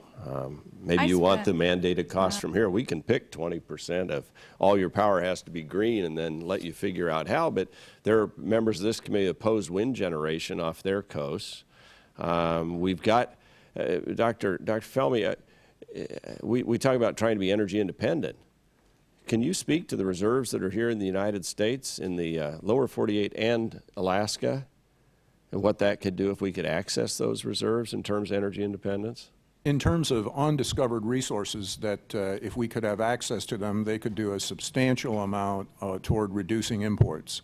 It's in excess of, I believe, 100 billion barrels of oil that could be available for developing that would go a long way to helping reduce our import dependence. I want to go to the issue of refinery capacity because I gassed up in Brothers, Oregon, which none of you should ever know about necessarily because it's a very small little burg on the way between Burns and Bend. And it's one pump and a diesel pump, and it was like $3.99 a gallon if my eyesight was right, and they'd sell me $15 worth because it's that kind of limited capacity, but it got me to the next town where I could gas up fully for $3.35. The point is, though, I talked to a group of cattlemen that were in there, And they're concerned about this price because what it takes to run their pickups and haul their horses and cows and all. And they asked me about refinery capacity. And some of my colleagues have raised this issue as well, and I'm concerned because I know your capacity has increased even though the number of refineries has been reduced. The refinery capacity itself through new technology has increased, correct? That's correct. How many companies own the refineries? Do you know? How consolidated is that market? Well, if you look at the top 8 refiners, I've looked at this in comparing it to Commerce Department Census Bureau data. The share of total refining capacity is about 2/3. And that compares to other industries that are large consumer products industries which have more concentration of ownership than the refining industry. So it doesn't look to me as though it is an overly concentrated, and I firmly believe it's a highly competitive industry. If it's highly competitive, the profit margins are fairly significant, even though the percentage, I understand, is 9%. But in many industries, 9% is not a bad margin to have. Why is it we're not seeing more investors build refineries? I mean, we are on the bubble. I mean, that's my sense after several years on these committees. The big storm in Louisiana knocks out a couple of refineries, or a fire here, or a breakdown there. Prices go through the roof all of a sudden. You know, why aren't we seeing more? Don't I have another minute to finish up here? Yeah. Why aren't we seeing more refineries being constructed? Well, in terms of new refineries, I think Congressman Shadegg pointed out the difficulties of Arizona Clean Fuels in terms of all the hurdles they have to face. But the industry has expanded their refinery capacity, the equivalent of a new refinery for every year for the last 10 years within the gates, and their announcements indicate that you could see, as I believe in my testimony said, an additional equivalent of 8 more refineries. But it's a cyclical business. The returns have not been good. And ultimately, if you want to invest, say, $2 or $3 billion in a new refinery, you have to assure returns to your shareholders. And is supply of the feedstock an issue domestically to get it refined, or do you have enough of the raw product coming in? Well, worldwide markets are fairly efficient, so you're able to usually attract imported crude oil to be able to refine it into petroleum products, but it is more expensive, as my testimony indicated. Time is up. Thank you. My time's expired. Thank you very much. Thank you, Madam Chair. Thank you. I'd like to recognize Congressman Cleaver for 7 minutes. Thank you, Madam Chair. Thank all of you for being here. Thank you, Mr. Thomas, for being here. I'm very much interested in the school bus issues, and I look at I'm from Kansas City, Missouri. I've looked at the fleet of school buses, and I know why they're yellow. We used to have red. We used to have red fire trucks, and we did a study and showed that yellow was much better seen. But we've got to improve, I think, the look of the buses, which is secondary to my real concern, which is what do you think the capacity of school districts would be if by 2017 school buses were required to have a fleet of biodiesel buses or hybrids? There's a 10 or 15 year period for the school districts to ramp up and get fuel efficient vehicles. Well, the impact because of the hybrids that we have available now, IC Corporation has a hybrid out there that's being tested in several states, and the results are dramatic. There's a dramatic decrease in the emissions, almost 90%, and there's a dramatic increase in its fuel efficiency, the miles per gallon that it would get. If the federal government would mandate that, certainly the industry would respond, and the industry would, just as they have responded with clean diesel, and this is the first year where we've had to outfit the whole fleet with clean diesel engines, we would comply. So the impact, I think, would be dramatic and positive. Thank you. Mr. Filmy, I'm one of the co-sponsors of the Federal Price Gouging Prevention Act that was mentioned earlier.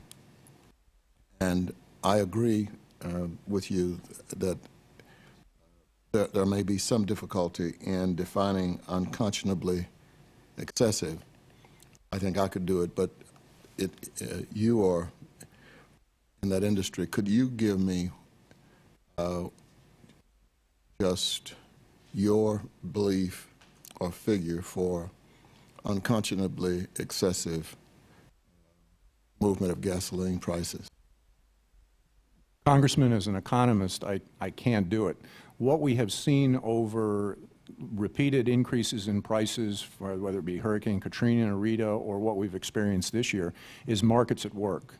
And so I would be very concerned that if you were to put in an artificial definition, however crafted, that it could have the unintended consequence, especially when combined with civil, criminal penalties, jail time, and so on, of traumatizing the market at a point where you actually need movements of supplies, you need to be able to attract imports, you need to be able to bring, you need to have demand restraint and so on. I would just be very concerned that this could set us back to the price controls of the 70s, which were an unfortunate episode we experienced. This act would not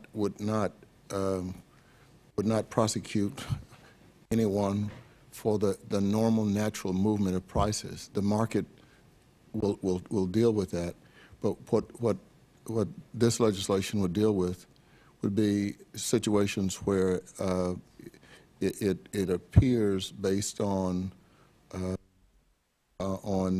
either natural disasters or other events that may not have had an impact on the industry, and yet the prices would soar. And as members of Congress, I know you would, I think you would agree that that it's difficult to explain to the constituents, or I'd like for you to give me some information on how to do it. When you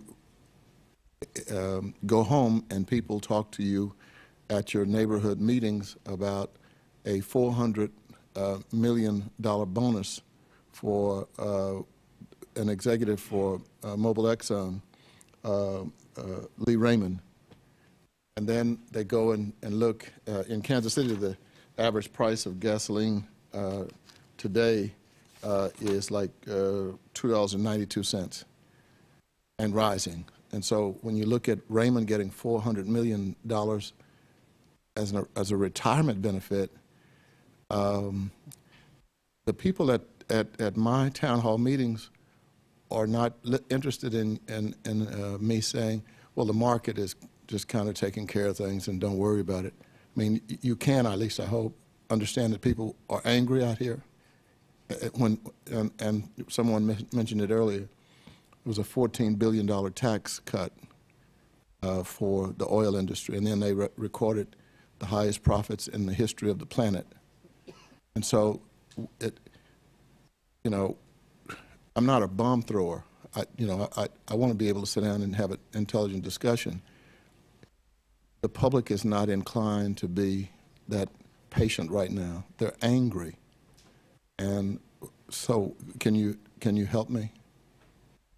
Well, Congressman, we clearly know the frustrations of consumers. I can't comment on any individual company's compensation policies, but if you look at the size of that in the context of a multi-hundred-billion-dollar corporation, it really is insignificant in the scheme of things. It is that won't work. I can tell you now, that won't work out on Blue Ridge Boulevard in Kansas City. So give me something else. I mean, these people are having difficulty earning $13 an hour, or they're working all day, and you start saying, well, that's not much money in the context of things.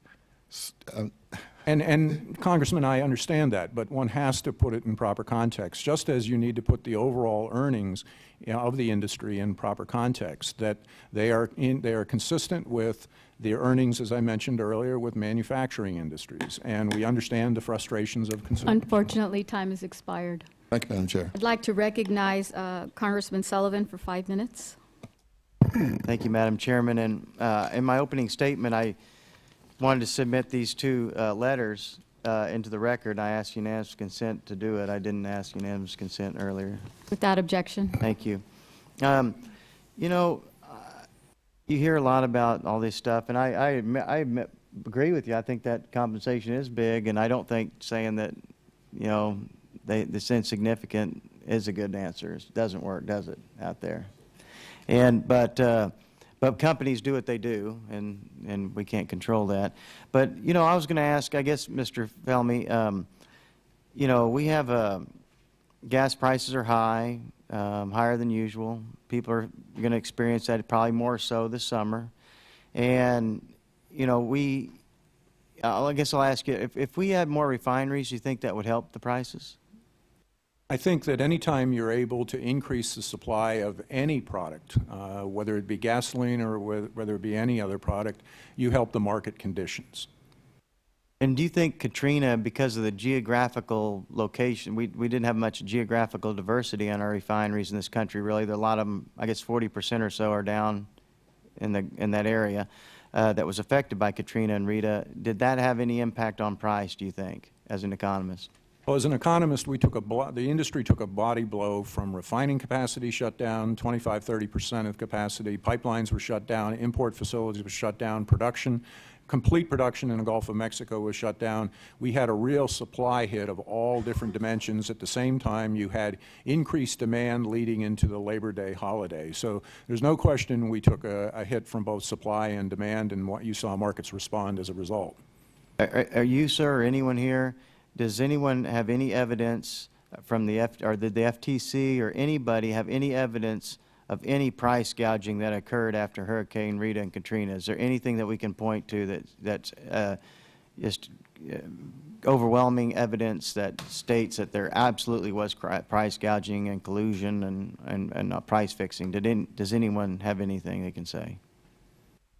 I can answer from a personal experience. Prices escalated somewhat immediately thereafter, but the state attorney general in the state put price cap so that no prices could be increased. You know, they froze prices where they were to try to protect people. It was not necessarily a price problem as much as a availability. You know, there were no places to obtain the fuel. So, Mr. Metairie, you experienced a great deal of adversity down there during all that. I heard you talking about it, and it was terrible.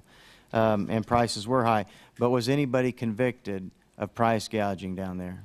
There may have been one or two isolated instances in some of the rural areas around the city, but in general, no. But probably, like, maybe if that happened, it was like an independent guy? Correct.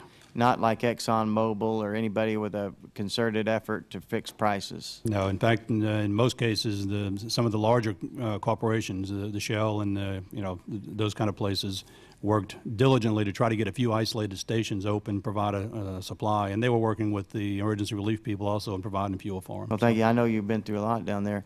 Dr. Felmy, have you heard of any evidence by the FTC, any evidence by any body, state, law enforcement agency of conviction or suspicion or anything of any price fixing or gouging that's occurred in the United States of America?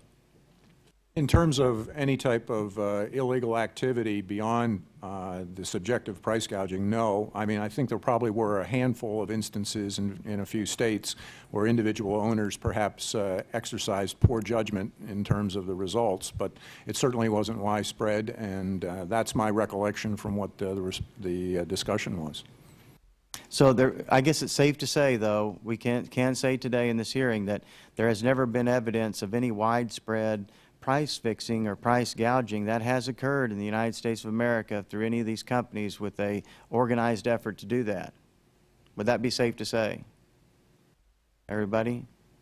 Mr. Thomas, would you say? I think that would be safe to say. Mr. Metairie? Not to my knowledge. Mr.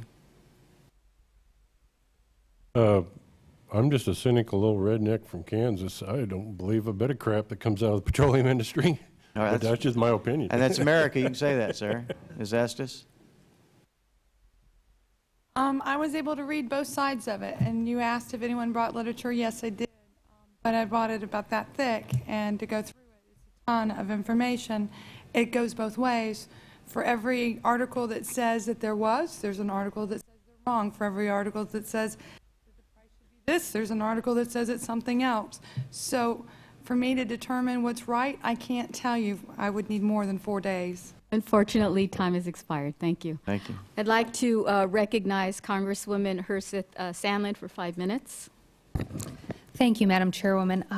Thank you all for your testimony today. And before I pose some additional questions on this refining capacity issue, I do want to just clarify a few things. My friend Mr. Walden from Oregon and I see eye to eye on a lot of things, but I do want to sort of clarify what I viewed as important in the Energy Policy Act of 2005. The incentives that Mr. Walden referred to in terms of the $1 per gallon for biodiesel and the 51-cent credit on ethanol, those have been around for over 20 years, these incentives. It was the Renewable Fuels Standard as a mandate that, in my opinion, caused the mix of incentives, existing incentives, and expanding those, extending them in the Energy Policy Act, and the mandate, creating the market, imposing the competition that for years wasn't there, and I think attributes perhaps, Mr. Teske, to some of what we know the attitude is in farm country because of our difficulty of getting a market for ethanol for a long time until we had that mandate. And since we've had that mandate, we have seen startup companies take off in the investment of new technologies to make the production process even more efficient, not just for corn ethanol, but increasingly cellulosic ethanol and the potential that has. And that leads me to this refining capacity issue, because we're focusing on refining capacity only for fossil fuels and petroleum products. But Dr. Felmy, would you agree that along Mr. Sullivan's questions, because you did take this body blow, right, in terms of your import port of entry, the refining capacity being concentrated in a certain geographic region of the country, that it's not just increasing the supply of the product, it's having a decentralized and geographically diverse distribution system and where the refining capacity would exist? I'm not quite sure. Are you asking that that it would be preferable to have a geographically dispersed capacity? Wouldn't that, in that? terms of how the market, would the market function more effectively in terms of insulating us from those types of body blows if geographically our refining capacity, either for petroleum products or refining capacity in biorefineries throughout rural America, would assist in insulating us from those types of price fluctuations? Well, it would likely help in terms of specific disasters such as hurricanes, which are, of course, concentrated in the Gulf of Mexico. There is, however, a trade-off with cost that when you get to a highly dispersed level of production, it can increase your distribution costs. So there's somewhat of a trade-off, but certainly to the extent that you don't have all your capacity located in one area that is vulnerable to hurricanes, that, of course, can help in terms of more supply reliability. But if highly dispersed and use more locally increased with flex fuel vehicles, that type of infrastructure, that would assist consumers as well, correct? That would certainly lower the transportation costs versus long-distance shipping, which can be quite expensive for ethanol because you can't include it in pipelines. And you had mentioned that over the years, the industry has expanded existing refineries equivalent to one new refinery, but in doing so, hasn't that enhanced the degree of concentration geographically of where our refining capacity exists? You're expanding the existing within the existing fences, and so if you have a concentration there, then of course it increases more of that capacity in an area. And that's unfortunate, but it's the only place we can locate the refineries right now. But isn't it also true that while you may have the industry may have expanded in certain existing refineries, there were a number of mergers throughout the 1990s that led to closures of some existing refineries? Is that true? I don't think so much the mergers led to closures of refineries. I think what you saw is divestiture of those refineries actually to a whole new class of independent refiners who have gotten much larger. So, for example, refiners such as Valero, who were much smaller, picked up assets from these divestitures. And so the concentration impact has gone up since I guess the latest data, first data I have is 97, from around 49% to about 66, 2/3 roughly. But that still doesn't put it out of line with other industries in terms of supplying consumers. No, it doesn't, but some of us share the same concerns about other sectors and industries like the livestock industry and the concentration there when we don't have the kind of competition. When you have that type of concentration develop and the impact that that ultimately has on prices for producers, for consumers, and on down the line.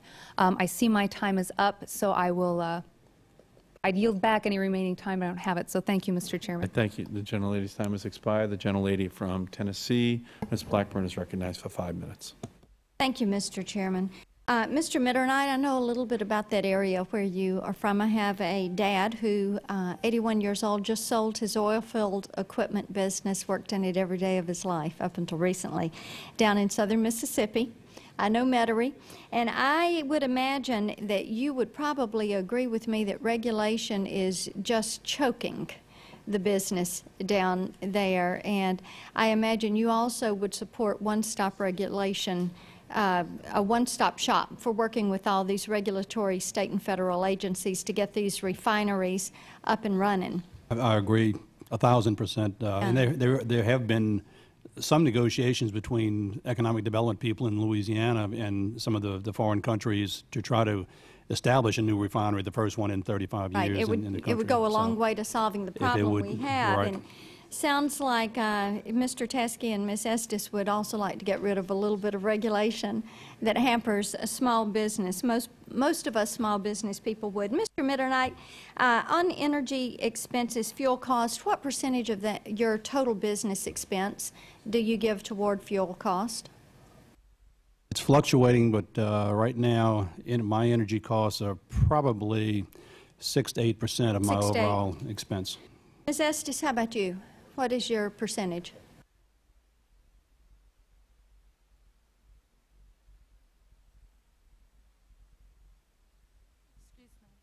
And the last year, in the last 2 years, about $1,600 a month, and I've actually had. But you don't know. I just need a percentage. $1,600 a month doesn't really mean.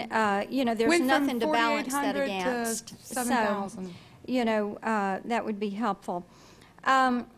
You know, you said your employees would like to have a little bit of a raise to help offset some of those energy and fuel costs. And I think most people in America would like to have that. And I look forward to a day when our small businesses can be more taxation and regulation free so that they can enjoy that.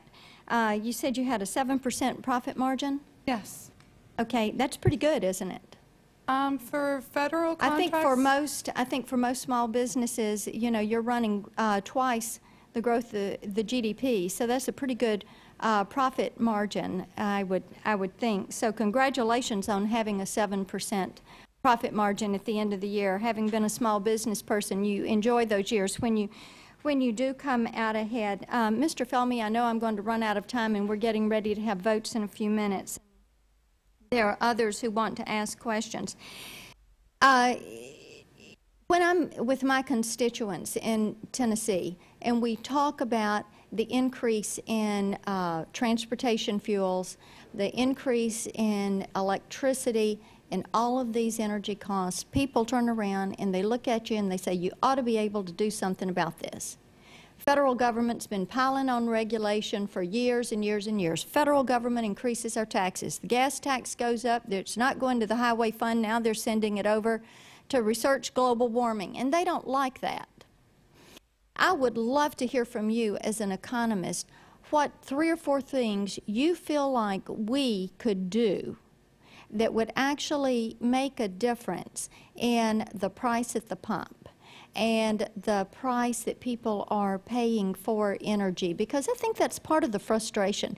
You know, we talk about things that need to happen short-term, mid-term, long-term. We talk about conservation efforts. We talk about incentives, and all of those things. The Energy Act of '05, which has been referenced, did a good bit of that, and that is commendable. But people want to know what we could do that would actually help make that change, and I'd love to hear from that, and if I run out of time, if you would submit it to me in writing. Thank you, Congressman. Put simply, we need to increase supply. That means to increase supply of production of oil and gas in our own country, which would both stimulate the economy, lower our trade deficit, and help economic activity. We need to streamline regulations so that we can more expeditiously expand refinery capacity or perhaps build a new refinery. And we need infrastructure to be put in place, whether it be pipelines or power lines or ports or terminals or everything that goes to actually getting that fuel to consumers. We're going to need more renewable energy. We're going to need more emerging energy technology to be able to help, and we're going to need more energy efficiency. So things that would help consumers in terms of more efficient vehicles, more efficient houses, more efficient operations will reduce the demand. That combined with increased supply can help consumers. Thank you, sir. I yield back. Gentlelady's time has expired. The Chair recognizes the gentleman from New York, Mr. Hall, for 5 minutes. Thank you, Mr. Chairman, and thank you for your presence here and your discussion with us. I'm sorry I missed your opening statements. I was booked in another committee at the same time. Funny how they do that. The good news I wanted to point out from the latest IPCC report that the ranking member mentioned in his opening statement is that there are plenty of currently available and affordable technologies and policies that can reduce global warming, pollution, and oil imports. As this committee is already discovering in the hearings we've held, and as Mr. Teske made clear, when it comes to global warming, the cost of inaction far outweighs the cost of action. Many of the smart actions we could take today, like raising CAFE standards, would save consumers money. And I wanted to ask I just wanted to ask Mr. Thomas, you're probably familiar with this, my home district, one of the 5 counties I represent, Westchester County, is running hybrid buses on their bus loops around the county. And has there been any discussion that you've heard about combining that with, if you're running diesel hybrids, you can certainly run biodiesel hybrids. Sure. So there you're compounding one new technology with another, and it would seem to increase the efficiency, or shall we say, to lower the demand for petroleum products. Exactly. We're very excited about it as an industry. The IC Corporation has taken the lead on this, and as well as Westchester County, New York, and several other states, they've introduced the hybrid, and we're excited about the results. The problem is that the cost of that vehicle is dramatically more than the cost of today's regular old clean diesel school bus. So we have to do something about coming up with the upfront cost to offset the capital expense in order to get the emission and the fuel efficiency benefits. But given the size of the overall yellow school bus fleet in the United States, which was amazing when I read about it in your written comments, wouldn't it be worth it in your mind if the government were to incentivize or subsidize the upfront costs? And the congestion mitigation air quality formula funds that come out of the DOT would be a perfect avenue to do that. I'm driving an American-made hybrid which shuts down the motor when you're at a standstill. So if a school bus is caught at a stoplight or in a traffic jam and suddenly stops pumping out fumes from diesel or biodiesel, that would contribute to air quality as well as reducing global warming. And for every bus that's on the road, you have 50 cars that aren't. Right. So I just wanted to comment also on a remark that was made from a member on the other end of the bench here about companies do what they do.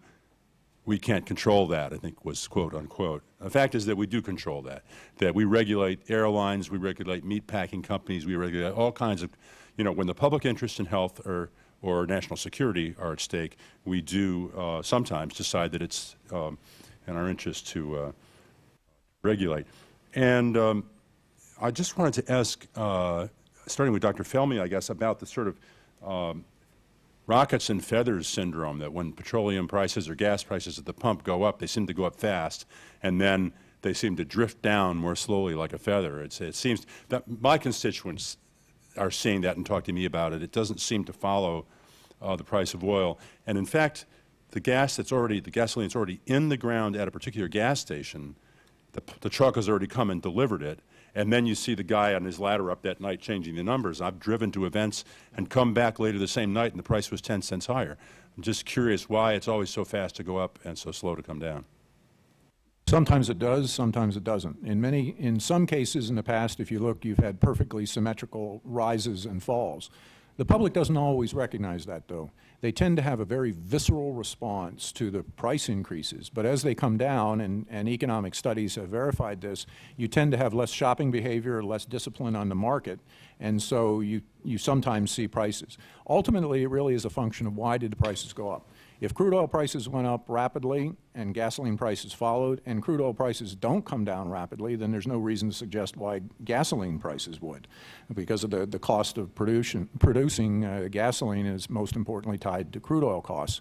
In terms of the individual gas station owner, 95% of the stations roughly are owned by independent businessmen who make their own decisions about what the price is. They do that as a function of the market for the gasoline based on their local conditions and the costs of what they spend it, along with a lot of other things that they take into account.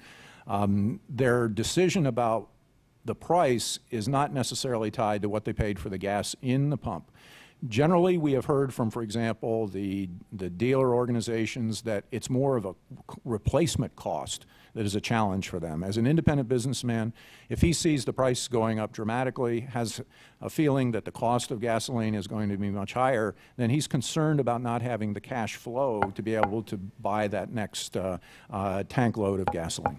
Thank you, Mr. Fellamy. I'm sorry, my time has expired for my other questions. I yield back. Okay, gentleman's time has expired.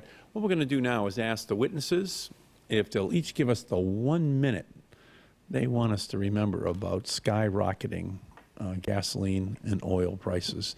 And we thank each of you for testifying here today, and your 1 minute summation of your views on this